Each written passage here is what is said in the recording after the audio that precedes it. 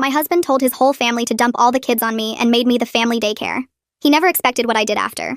I found out about the arrangement at my sister-in-law's birthday party. Derek was in the backyard with his brothers and their wives, and I was inside doing dishes, when Linda pulled me aside with her toddler on her hip. She said, "So Derek mentioned you're fine watching Lucas next weekend while we go to that conference." I had no idea what she was talking about. I told her Derek had never mentioned anything to me about watching her son. Linda looked confused and then called Derek inside. He came in, wiping his hands on a towel, and smiled like this was no big deal. "Yeah, I told everyone at the family gathering last month that since you're home anyway, you could help out when people need childcare. It saves everyone money and your family." I stared at him. I had never agreed to be the family daycare. I had never said I was available to watch other people's children. I'd never even been asked. Derek explained that it was just helping out, that family helps each other, and that I should be happy to be needed. Linda nodded supportively. "He said you were really good with kids and that you wouldn't mind." I asked Derek if we could talk in the other room. Once we were alone, I told him he couldn't make decisions about my time without asking me first. He said I was being selfish, that family was important, that watching a few kids for a few hours wasn't a big deal.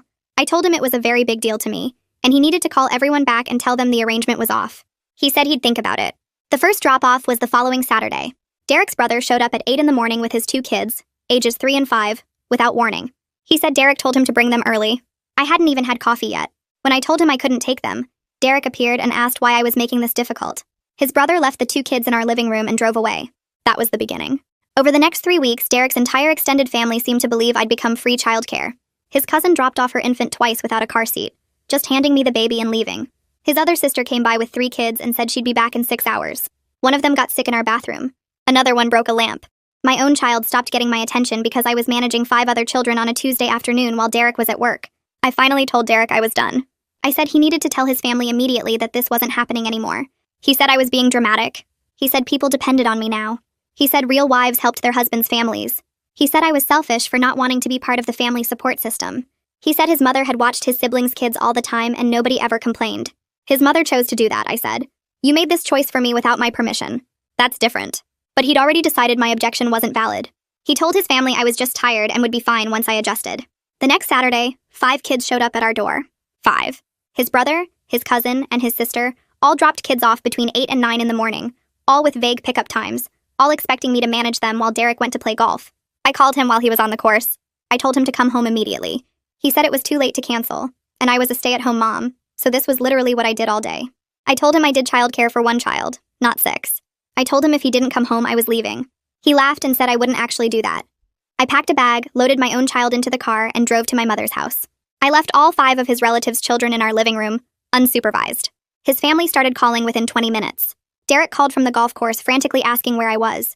I didn't answer until he got home and realized the kids were still there, waiting to be picked up by the people who'd dropped them off.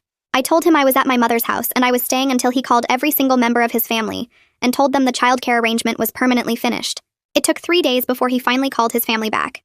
I thought it would stop, but what they did made me lose it. I got back home on a Thursday afternoon.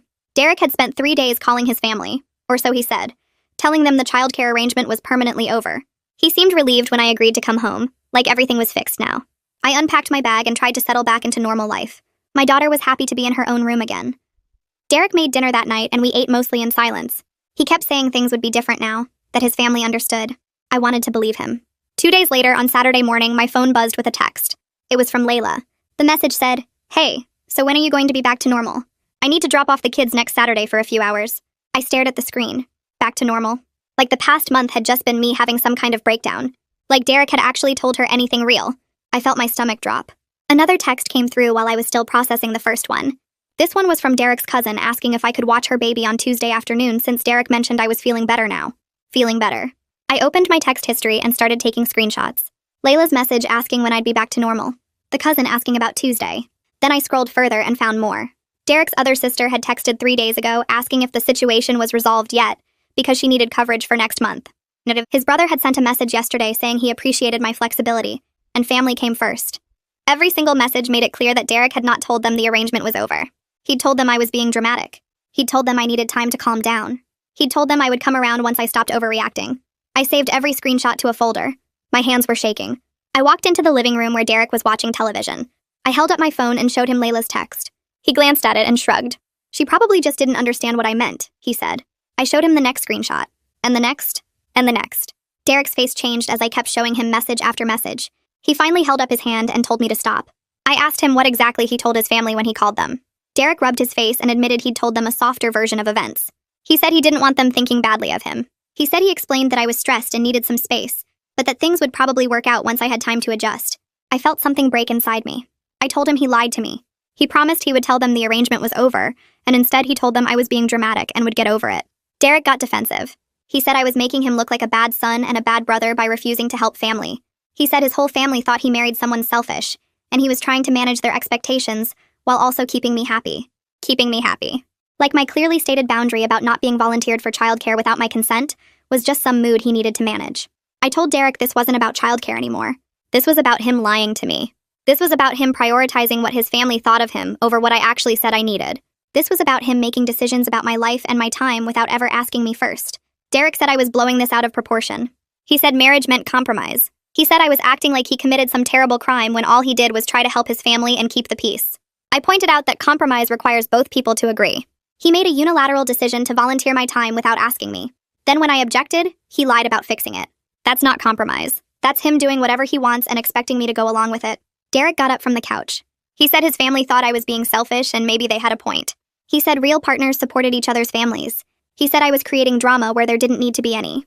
I walked away and went to our bedroom. I called my mom and told her what happened. I told her about the texts and about Derek admitting he lied. My mom was quiet for a long moment. Then she said I could stay with her as long as I needed. She said I should think carefully about whether Derek actually respected me as an equal partner, or if he just expected me to go along with whatever he decided. She said the childcare thing was bad enough, but lying about it was worse. She said a husband who respected his wife wouldn't volunteer her time without asking, and definitely wouldn't lie about making it right. I was still on the phone with my mom when I heard the doorbell ring. I heard Derek answer it. I heard children's voices. I walked out to the living room and found Philip standing in our entryway with his 2 kids. Philip smiled at me and said Derek told him the misunderstanding was cleared up. He said he really appreciated me being flexible about watching the kids today while he and his wife went to a lunch event. I looked at Derek. He looked away. I told Philip I wasn't watching his children. I told him Derek lied to him. I told him there was no misunderstanding and I never agreed to provide childcare for anyone. Philip's smile disappeared. He looked at Derek. Derek started to say something, but Philip cut him off. Philip pulled out his phone and called Derek right there even though Derek was standing 5 feet away. Derek's phone rang. He answered it. Philip started asking what was going on and why I was saying I wouldn't watch the kids. Derek tried to smooth things over. He said I was still adjusting to the family dynamic and sometimes I got overwhelmed. He said give it a few more weeks and things would settle down. I walked over and took Derek's phone out of his hand. I told Philip directly that Derek volunteered my time without asking me. I told him I never agreed to watch anyone's children. I told him Derek created this entire situation by making commitments using my time without my permission, and now he was lying to everyone about what actually happened. Philip grabbed his kids' hands and left. He didn't say goodbye. He just walked out and got in his car. I handed Derek his phone back. Within an hour, my phone started ringing. First, it was Layla calling to say I embarrassed Derek in front of Philip. Then it was Derek's other sister calling to say I was making family gatherings awkward. Then it was his cousin saying I needed to think about how my actions affected everyone else. Not one person acknowledged that Derek created this situation. Not one person asked if maybe Derek was wrong for volunteering my time without asking. Not one person seemed to care that he lied to me and to them. They just cared that I wasn't going along with what Derek wanted. I told Derek I was going back to my mom's house. I told him I would stay there until he had an honest conversation with his family about what actually happened. Derek said I was running away from problems instead of working through them. He said mature adults didn't leave every time things got difficult. I packed my bag again and loaded my daughter into the car. Derek stood in the driveway watching us leave. He didn't try to stop me. At my mom's house, I sat at her kitchen table with a notebook and started writing everything down. Every single incident from the past 3 weeks. The first Saturday when Derek's brother dropped off 2 kids without warning. The Tuesday when his cousin handed me an infant without a car seat. The Wednesday when his sister left 3 kids for 6 hours. The time one child got sick in our bathroom and I cleaned it up while managing 4 others. The broken lamp nobody offered to replace. The Friday afternoon when I had 5 children under age 7 in my living room, and no idea when anyone was coming back. The Saturday morning Derek went golfing while I watched 6 kids including my own. Every dismissive comment Derek made when I objected. Every time he said I was being dramatic or selfish or not a team player. Every time he told me real wives helped their husbands' families. Every time he said his mother did this without complaining. The list filled 3 pages.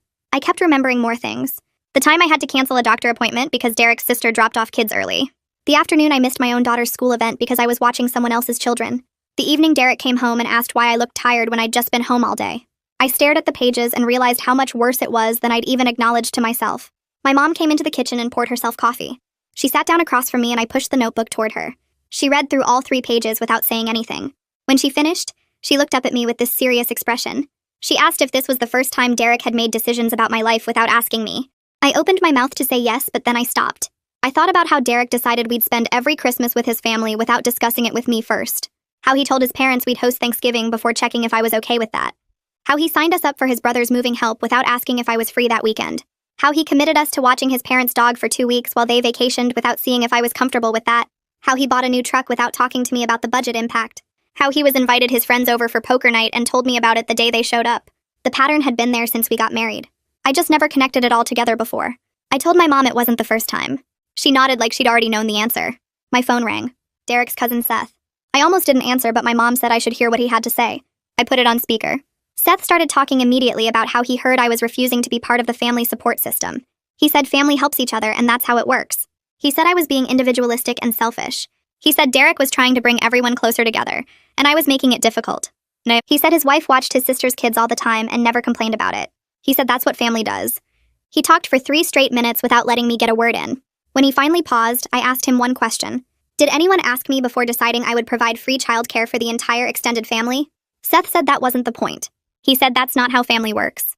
He said you just help when help is needed. He said Derek was being thoughtful by volunteering me because he knew I was good with kids and home anyway. He said I should be grateful Derek thought of ways to include me in family life. I told Seth that volunteering someone else's time without their consent wasn't thoughtful.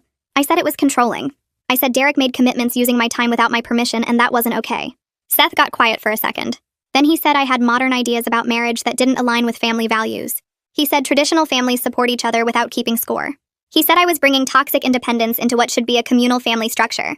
Then he hung up on me. I sat there staring at my phone. My mom reached across the table and squeezed my hand. She said Seth just told me everything I needed to know about how Derek's family viewed me. Not as a person with my own autonomy. As a resource they could use however they wanted. 2 hours later, Derek showed up at my mom's front door. I heard him talking to my mom in the entryway. She let him in, but she didn't leave us alone. He came into the kitchen looking frustrated and tired. He said we needed to talk. He sat down at the table without being invited. He said his family was mad at him now. He said his mom called him disappointed. He said his sister wasn't speaking to him. He said Seth told everyone I was being difficult about family values. He said this was getting out of hand. He said if I would just watch the kids a few times, everyone would calm down and things could go back to normal. I looked at him and said no. I said the answer was no. I said the real issue wasn't about watching kids. I said the real issue was that he didn't see anything wrong with what he did. Derek got defensive immediately. He said helping family shouldn't be this big of a deal. He said I was making our marriage problem into a family crisis. He said if I cared about our relationship, I'd help smooth things over with his family. He said I was forcing him to choose between his wife and his family. My mom spoke up from where she was standing by the counter. She asked Derek directly if he got my permission before telling everyone I'd provide childcare. Derek looked at her and then at me. He admitted he didn't ask. He said he knew I'd say yes eventually. He said I was good with kids and home anyway, so it made sense. He said he didn't think he needed to ask because it was obvious I'd want to help family. I felt something shift in my chest. He actually believed he didn't need my permission to volunteer my time. He actually thought being good with kids meant I automatically owed childcare to his entire family. He actually saw nothing wrong with making commitments using my labor without my consent. Derek kept talking. He said he thought I'd be happy to be more involved with his family. He said he was trying to help me feel included. He said he knew I sometimes felt like an outsider at family gatherings, so he thought giving me a role would help. He said he was trying to do something nice for me. I told Derek that forcing involvement wasn't inclusion. I said volunteering someone wasn't the same as inviting them. I said making decisions about my time without asking me was disrespectful. I said if he wanted me involved with his family, he should have asked me what kind of involvement I wanted, not assigned me a job I never agreed to do. Derek stood up fast enough that his chair scraped loudly against the floor. He said I was choosing my pride over family harmony. He said I was willing to destroy his relationships with his siblings and parents just to prove a point. He said I was being stubborn and unreasonable. He said he came here to work things out, but I clearly wasn't interested in compromise. He walked out of the kitchen, and I heard the front door close hard behind him. My mom sat down in the chair Derek had just left. She said Derek's definition of harmony seemed to be everyone doing what he wants without complaint. She said his version of compromise was me giving in to what he'd already decided. She said I needed to think carefully about whether this was a marriage I wanted to stay in. Over the next week, my phone buzzed constantly with messages from Derek's family. His brother sent a text saying I was making things harder for everyone by refusing to help out. Derek's cousin messaged asking if I was really going to let family relationships fall apart over babysitting. Another sister-in-law sent a long paragraph about how she always thought I was part of the family, but now she wasn't sure. Each message had a different approach but the same goal. Some tried anger, telling me I was being difficult and causing problems. Others went for guilt, reminding me about family gatherings where everyone had been nice to me, and now I was repaying that kindness by refusing to help.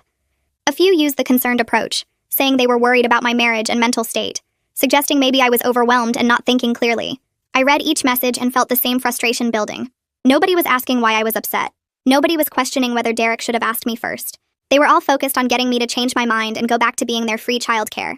Derek's sister Layla sent the longest message on Thursday afternoon. I was sitting at my mom's kitchen table when my phone lit up with a notification. The message filled my entire screen and I had to scroll to read it all. She wrote about how family sacrifices for each other without keeping score. She said their mom had watched all the grandkids over the years and never complained once.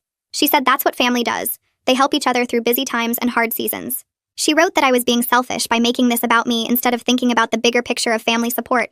She said my attitude was hurting everyone, not just Derek, and that I needed to think about whether I really valued being part of their family. She said if I loved Derek, I would want to help maintain good relationships with his siblings and parents. She said she was disappointed in me because she thought I understood what family meant. The message ended with her saying she hoped I would reconsider my position before I damaged relationships that couldn't be repaired. I stared at the message for several minutes before responding. I typed out my reply carefully, reading it twice before sending. I told Layla that her mom chose to watch grandkids. Nobody volunteered her time without asking her first.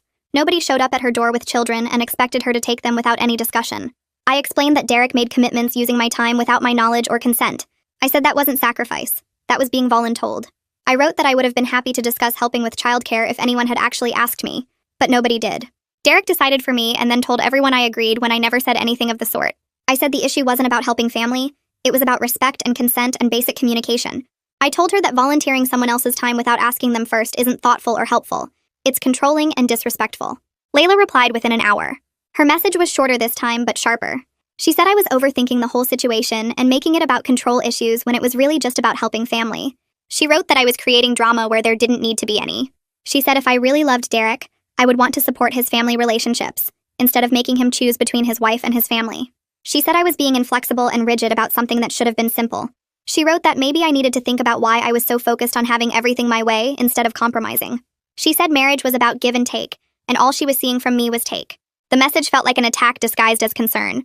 I put my phone down and walked away from it. I stood at my mom's kitchen window looking out at her backyard. The realization settled over me slowly but completely. Derek's family saw nothing wrong with what he did because they benefited from free childcare. They weren't interested in understanding boundaries or consent or respect. They were interested in getting their babysitter back. Every message, every guilt trip, every manipulation attempt was about maintaining access to free childcare, not about understanding my perspective or caring about my feelings. They had convinced themselves that family obligation meant I owed them my time and labor without question. They believed Derek had the right to volunteer me for things without asking, because that's how they thought family worked. The fact that I objected to this arrangement made me the problem in their eyes, not Derek, who created the situation without my consent. I realized I could explain my position 100 different ways, and it wouldn't matter because they didn't want to understand. They wanted compliance. Derek called Saturday morning. I answered on the third ring. He sounded tired and frustrated. He said his mom wanted to have a family meeting to clear the air. He said everyone was upset and confused and they needed to talk things through as a family. He said his mom thought if we all sat down together, we could work this out and move past it. I told Derek I would attend the meeting only if he did something first. I said he needed to tell everyone the truth before the meeting happened. He needed to tell his family that he volunteered my time without asking me, that I never agreed to the childcare arrangement, and that this whole situation was his mistake. Derek went quiet for a long moment. Then he said he would explain things to his family before the meeting. He said he would make sure they understood what happened. I told Derek that wasn't good enough. I said I wanted to hear what he told them. I said he needed to explain the situation with me present, or on a call I could listen to. I wasn't going to let him tell another soft version of events where he made himself look better and me look unreasonable. Derek sighed but agreed. He said he would set up a video call with his parents and siblings, so we could all talk together. He said he would explain everything honestly. We scheduled the call for the next evening. I spent the rest of Saturday and all of Sunday feeling anxious about the conversation. I knew his family would have reactions and opinions, and I needed to be ready to stand my ground. We set up the video call at 7 on Sunday night. I sat at my mom's dining room table with my laptop open. Derek called in from our house. His parents were together on their couch. His brother and sister-in-law were on another screen. Layla and her husband were on a third screen. Everyone's faces appeared in little boxes on my screen. Derek cleared his throat and started talking. He said he needed to explain something about the childcare situation. He said he may have gotten ahead of himself when he told everyone I would watch their kids. He said he didn't actually check with me first before making those arrangements. He said he assumed I would be okay with it since I was home anyway, and good with kids. He said he realized now that he should have asked me before volunteering my time. His explanation was awkward and halting, like he was choosing each word carefully. His family's reaction was mixed. Derek's mom spoke first, her face looking uncomfortable on the screen. She said she assumed I had agreed since Derek was so definite about the arrangement when he told everyone. She said if she had known I didn't know about it, she would have asked me directly. Derek's dad stayed quiet, his face unreadable. Then Layla jumped in immediately. She said that even if Derek didn't ask first, I still could have been more flexible once kids started showing up. She said family helps each other even when it's inconvenient. She said I made a bad situation worse by refusing to work with everyone. Her husband nodded in the background of their screen. I unmuted myself and spoke up. I said I needed everyone to understand what actually happened over those 3 weeks. I explained that over 3 weeks, I had up to 6 children dropped at my house without warning. I said people showed up as early as 8 in the morning with vague pickup times like later today or this afternoon or whenever I get back. I said I never agreed to any of it. I said Derek went golfing while I managed 6 kids I didn't sign up to watch. I said one child got sick in my bathroom. I said another broke a lamp. I said my own child stopped getting attention from me because I was overwhelmed managing everyone else's children. I said this wasn't about being unwilling to help family occasionally. I said this was about Derek making a commitment using my time and labor without ever asking my permission, then dismissing my objections when I said no. Derek's mom shifted in her seat on the video call screen and her face looked uncomfortable. She said she had no idea the situation had gotten that bad with so many kids being dropped off without warning. She said if she had known it was 6 children at once with unclear pickup times, she would have said something to Derek right away. Derek's dad had been quiet through most of the call, just sitting there with his arms crossed. But now he spoke up. He said Derek should have asked me before making any commitments to family members about childcare. He said volunteering someone else's time without their permission wasn't right, even if it was family asking. Layla jumped back in immediately, her voice getting louder through the computer speakers. She said family helps each other without keeping score of who does what. She said I was making this whole thing transactional when it should just be about supporting each other. She said her mom used to watch all the grandkids without complaining about hours or how many showed up. I unmuted myself again and said there was a big difference between what Layla was describing and what happened to me. I said I wasn't asked to help. I was told I was helping. I said Derek made commitments using my time without ever getting my permission first. I said that's not the same as choosing to help family. I said being voluntold to do something is completely different from volunteering. Layla rolled her eyes on screen and said I was splitting hairs and being difficult. Her husband nodded behind her. Derek's mom tried to calm things down by saying maybe everyone needed to take some time to think about family expectations and how we communicate. She said clearly there had been some misunderstanding about the arrangement and how it got started. She suggested we all step back and consider what reasonable boundaries look like for family help. The call ended soon after that, with everyone saying awkward goodbyes and logging off one by one. Derek seemed relieved it was over. He closed his laptop and let out a long breath. But I could tell nothing had actually been resolved. His family still thought I was being unreasonable. Derek still didn't seem to fully understand why what he did was wrong. The conversation had happened, but it didn't change anything. 2 days went by. I was at my mom's house scrolling through my phone when I saw a new post from Derek's cousin Seth. It was a long paragraph about how modern marriages were losing their commitment to extended family. He wrote about how traditional values meant supporting your spouse's family without question. He talked about how keeping score in families destroyed relationships. He said people today were too focused on individual rights instead of family obligations. The post didn't mention me by name, but it was obviously about our situation. The timing made that clear. Several of Derek's family members had already liked the post. Layla commented saying she agreed completely. Derek's brother's wife commented with a bunch of supportive emojis. I felt sick reading it. Our private family problem was now a public statement about my character. Seth had turned my boundary into a social media lecture about my values. I took screenshots of the post and all the comments. Then I called Derek. He was still at our house. I asked if he had seen Seth's post. Derek said yeah, he had seen it. He said Seth was just venting and I shouldn't take it personally. He said I should ignore it instead of making it into a bigger issue than it needed to be. I felt my anger rising.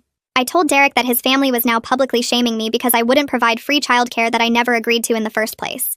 I said they were posting on social media about how I lacked family values. I said this was humiliating and he needed to tell Seth to take it down. Derek sighed and said I was being too sensitive. He said social media posts didn't matter in real life. He said Seth wasn't even using my name, so nobody would know it was about me. I said everyone in his family knew exactly what it was about based on the timing and the comments from his relatives. Derek said I was overreacting and that I should just block Seth if the post bothered me that much. I hung up and sat there feeling angry and hurt. My mom came into the room and asked what was wrong. I showed her the post and explained what Derek had said. She read through it carefully, then looked at me with concern. She said this whole situation was showing some serious problems with boundaries and respect. She said the way Derek kept dismissing my feelings and the way his family felt entitled to my time were both red flags. She suggested I talk to a therapist about everything that had been happening. She said the boundary violations and the gaslighting were serious issues that I might need professional help processing. I agreed. I felt overwhelmed by everything, and I needed someone outside the situation to help me think through it all. I looked up therapists in the area and found one who had openings. I made an appointment for the following week. The day of my first therapy session arrived. I drove to the office and sat in the waiting room feeling nervous. When the therapist called me back, I followed her into a small office with comfortable chairs. She asked me to explain what brought me in. I started talking and everything came pouring out. I told her about Derek volunteering my time without asking. I told her about 3 weeks of unexpected kids being dropped off. I told her about leaving and going to my mom's house. I told her about the family video call and Seth's social media post. I told her about Derek dismissing my feelings over and over. The therapist listened carefully and took notes. Then she asked me to describe other times Derek had made decisions about my life without consulting me first. I started thinking back through our marriage. I realized there were many examples I had never really noticed before. He had accepted a job in a different city without discussing it with me first. He had volunteered us to host his family's holiday gathering without asking if I was comfortable with that. He had made plans for us on weekends without checking my schedule. He had bought a car without talking to me about it, even though it affected our budget. The list went on. I sat there feeling stunned as I recognized the pattern that had been there all along. The therapist helped me understand what I was seeing. She said this wasn't just about childcare. She said it was about Derek not viewing me as an equal partner whose consent and time mattered. She explained that in healthy relationships, both people have equal say in decisions that affect them. She said what I was describing was a pattern of disrespect where Derek made unilateral choices and expected me to go along with them. She said this kind of pattern wouldn't change unless Derek recognized there was a problem and committed to changing his behavior. She asked how I felt about that. I said I felt scared and sad. I said I loved Derek, but I was starting to see that our marriage had some fundamental issues I hadn't wanted to acknowledge before. When I got back to my mom's house that evening, Derek called. I told him I had started seeing a therapist, and that I was learning our marriage had some serious respect and boundary issues. Derek got quiet for a moment, then his voice changed and he sounded defensive. He said I was letting a stranger turn me against him and his family. No. He said therapists always tried to break up marriages by convincing people their partners were bad. He said I was looking for problems that weren't really there. He said if I would just come home and stop being so stubborn about the childcare thing, everything would go back to normal. I told Derek that normal was the problem. I said normal in our marriage meant him making decisions without me and expecting me to accept whatever he chose. I said I didn't want that normal anymore. Derek went quiet for a long moment on the other end of the phone. When he spoke again, his voice had that edge to it that meant he was getting mad. He said therapy was making me too focused on myself instead of thinking about us as a team. I felt my grip tighten on the phone. I told him a team makes decisions together, which was exactly what he hadn't been doing. He said I was twisting things around and hung up. I sat there staring at my phone, feeling the weight of everything pressing down on me. My next therapy session was 3 days later. I drove to the office and settled into the chair across from the therapist. She asked how things had gone since our last session. I told her about the phone call with Derek and his reaction to me being in therapy. She listened and took notes. Then she suggested couples counseling if Derek was willing to try it. She said having a neutral third party might help us communicate better about the boundary issues. I told her I would ask him. That evening I called Derek and brought up the idea of couples counseling. He immediately said no. He said he didn't need therapy and that we could work this out ourselves if I just stopped being so rigid about boundaries. I asked him what he meant by rigid. He said I was making hard rules about things that should be flexible in a marriage. He said family helping each other shouldn't require formal agreements and permission slips. I told him I wasn't asking for formal agreements. I was asking to be consulted before he made commitments using my time. He said that was the same thing and that I was being difficult on purpose. After we hung up, I sat in my mom's kitchen feeling something shift inside me. I realized Derek didn't think he had done anything wrong. He genuinely believed I was the problem for not going along with his decisions. He thought my objection to being volunteered as family daycare without my knowledge or consent was me being selfish and rigid. This clarity hurt, but I needed it. I needed to understand that he wasn't going to suddenly see my side because he didn't think there was anything to see. 2 days later, my phone rang with a number I recognized as Philip's. I answered and he started talking right away. He said he wanted to apologize for showing up that Saturday morning with his 2 kids. He said he genuinely didn't know I hadn't agreed to watch them. Derek had made it sound like a done deal, like we'd all talked about it and worked out the details. Philip said he felt terrible about putting me in that position. I sat down at my mom's kitchen table. I told Philip I appreciated him calling. He said he'd been thinking about the whole situation since the family video call. He said he kept imagining how he would feel if his wife volunteered his time without asking him first. He admitted he wouldn't like it at all. He said he understood why I was upset and why I left. His apology felt real. I could hear in his voice that he actually got it. I thanked him for understanding and for calling. I told him it meant a lot that someone in Derek's family could see why this was a problem. Philip said he was going to talk to Derek about respecting my time and decisions. He said Derek needed to hear from someone other than me that what he did wasn't okay. This gave me a small bit of hope that maybe not everyone in the family was completely against me. Maybe some of them could understand boundaries and consent. 3 days after Philip's call, Derek showed up at my mom's house again. This time he looked different when I opened the door. More serious, less defensive. He asked if we could talk. I let him in and we sat in the living room. He said Philip had called him and they'd talked for over an hour. He said Philip helped him see things differently. Derek said he wanted to understand why this hurt me so much. I looked at him carefully, trying to figure out if this was real or just another attempt to get me to come home and go back to how things were. I decided to try one more time to explain. I told him it wasn't about helping family. I loved his family, and I was happy to help when I could. But this was about him making commitments using my time without my consent, then dismissing my objections when I said no. It was about him treating my time and my choices as less important than his desire to look good to his family. Derek actually listened this time. He didn't interrupt or argue. He sat there and nodded and looked at me while I talked. When I finished, he was quiet for a minute. Then he admitted he hadn't thought about it from my perspective. He said he'd been so focused on looking good to his family that he didn't consider how his decisions affected me. He said he'd always felt pressure to be the helpful son and brother. His whole life, his parents praised him when he stepped up for family. He said somewhere along the way, he let that pressure override my needs and my right to make my own choices. I told him I understood family pressure. I really did. But he couldn't sacrifice my autonomy to manage his relationships with his family. He needed to be able to tell his family no sometimes, or at least ask me before volunteering me for things. His family's approval couldn't come at the cost of my consent and my boundaries. Derek nodded slowly. He said he was starting to see that now. I asked Derek if he would go to couples counseling with me. He looked down at his hands for a long moment before nodding. He said he would call and make an appointment the next day. He also promised he would send a message to his entire family making it clear the childcare arrangement was permanently over and that creating it was his mistake. I felt something shift inside me when he said that. Not relief exactly, but maybe the smallest bit of hope that we could fix this. Derek called a counseling office the next morning and got us an appointment for the following week. He also drafted a message to send to his family. He showed it to me first and asked if it said what needed to be said. The message explained that he had volunteered my time without asking me, that this was wrong and that there would be no family childcare arrangement going forward. I told him it was good and he should send it. He hit send and then put his phone face down on the table like he didn't want to see the responses coming in. The following Tuesday, we sat in the counseling office waiting for our first session. The therapist called us back and we sat on a couch across from her chair. She asked us to explain why we were there. Derek looked at me and I looked at him. Finally, I started talking. I explained the whole situation from the beginning. The therapist listened without interrupting. When I finished, she turned to Derek and asked him to explain what he understood about why his actions were hurtful. Derek took a breath and said he violated my boundaries by making decisions about my time without asking. He said he treated my availability as something he could promise to other people without my consent. He said that wasn't okay, and he understood why I left. The therapist nodded and asked him some follow-up questions about how he thought I felt when family members kept showing up with their kids. Derek admitted he hadn't really thought about my feelings at the time, because he was focused on looking helpful to his family.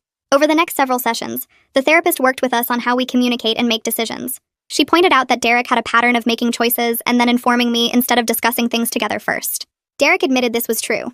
He said he often decided what he thought was best and then told me about it rather than asking what I wanted. The therapist helped him see that this approach treated me like someone who needed to be managed rather than a partner with equal say.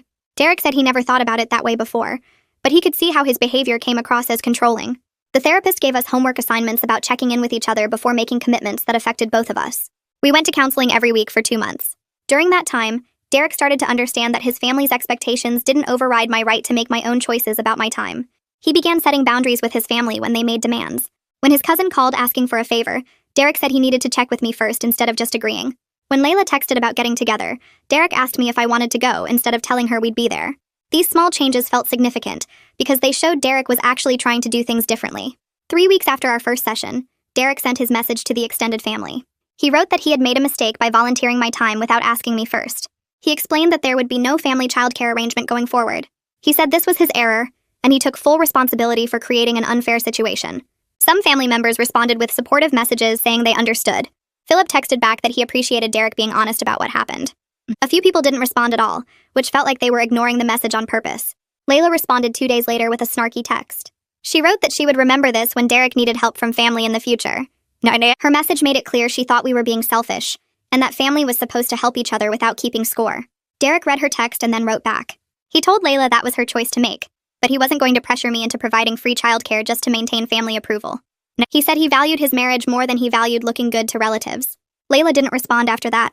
Derek seemed bothered by her reaction, but he didn't take back what he said. After 2 months of counseling and living at my mom's house, I decided to move back home. Derek had been making real changes in how he communicated and made decisions.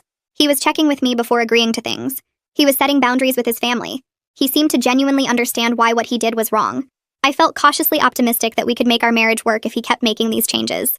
Before I moved back, we sat down and established new rules. Any decision that affected both of us required both people to agree. Family visits needed to be discussed and planned together. Neither of us would make commitments involving the other person without asking first. Derek agreed to all of it. I packed up my things at my mom's house and went home. 2 weeks after I moved back, Derek's parents invited us for dinner. His mom called and asked if we could come over on Saturday evening. Derek checked with me first before agreeing, which felt like progress. We drove to their house and his mom answered the door. She hugged me and said she was glad we were working things out. During dinner, she brought up the childcare situation. She said she wanted to apologize for not speaking up sooner. She explained that she had assumed I agreed to watch everyone's kids because Derek was so definite about the arrangement. She said she should have asked me directly instead of just taking Derek's word for it. Her apology felt genuine. I told her I appreciated her saying that. The dinner was somewhat awkward but civil. Derek's dad didn't say much during the meal. After we finished eating, he asked Derek to help him with something in the garage. They were gone for about 20 minutes. When they came back, Derek looked thoughtful. On the drive home, Derek told me what his dad had said. His dad told him that part of being a good husband is protecting your wife's boundaries, even from family. He said that family is important, but your spouse comes first, and Derek needed to remember that. Derek said hearing that from his dad meant a lot because his dad had always emphasized family loyalty above everything else. The fact that his dad was telling him to put me first felt significant. 3 months after the initial crisis, Derek and I were in a better place but still working on things in counseling. We went to sessions every other week now instead of every week. Derek was learning to check with me before making commitments that involved my time or affected our schedule. I was learning to speak up earlier when something bothered me instead of letting issues build up.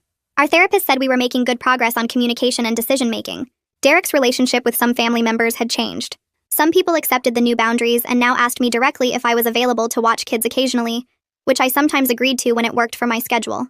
Other family members stayed distant and seemed to hold a grudge about the whole situation. Derek was learning that real family respects your choices even when they don't benefit from them. Philip's wife Agatha called me 3 weeks after Derek sent his message to the family. She asked if I would be available to watch their kids the following Saturday afternoon while she and Philip went to a wedding. I appreciated that she called me directly instead of going through Derek. I checked my schedule and told her I could do it from 2 to 6 that afternoon. She thanked me and said she'd drop them off at 2 sharp. When Saturday came, she arrived exactly on time with snacks packed and a list of emergency contacts. She picked them up at 6:15 and paid me for my time even though I told her it wasn't necessary. That's what the new normal looked like with some family members. Others weren't so understanding. Layla stopped speaking to Derek almost completely after he sent that message. She showed up to family gatherings but barely acknowledged us. Derek's parents' house for Thanksgiving, she sat at the opposite end of the table and left right after dessert without saying goodbye. Derek tried talking to her a few times, but she shut him down every time. Christopher, her husband, was polite but distant. Their kids didn't come to our house anymore, even for birthday parties. Derek struggled with Layla's reaction more than he expected. He told me one night that he always thought family would understand once he explained things properly, but Layla seemed to take the whole situation as a personal insult. I reminded him that some people don't want to understand. They just want things to go back to how they were when it benefited them. Philip and Agatha became closer friends with us after everything settled down.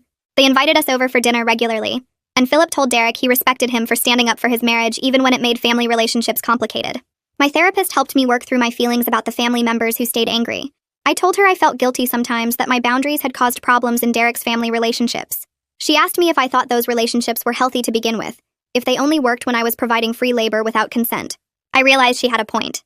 She explained that some people only valued me for what I could do for them, not for who I was as a person. Losing relationships with people like that wasn't actually a loss. It was removing something unhealthy from my life. She said I needed to stop viewing it as my failure and start seeing it as a natural consequence of setting reasonable boundaries. People who genuinely cared about me would respect those boundaries even if they didn't like them. A year after the whole childcare crisis started, Derek and I hosted a family barbecue at our house. We planned it together and sent out invitations 3 weeks in advance. Some family members came, others didn't. Layla and Christopher sent their regrets. Philip and Agatha showed up early to help set up. Derek's parents came and his mom brought her famous potato salad. During the barbecue, Agatha asked if I could watch the kids the following weekend. I checked with Derek about our plans first, then told her I was free and would be happy to help. Later that evening, after everyone left, Derek and I cleaned up the backyard together. He thanked me for agreeing to watch Philip's kids. I told him it felt different when people asked instead of assumed.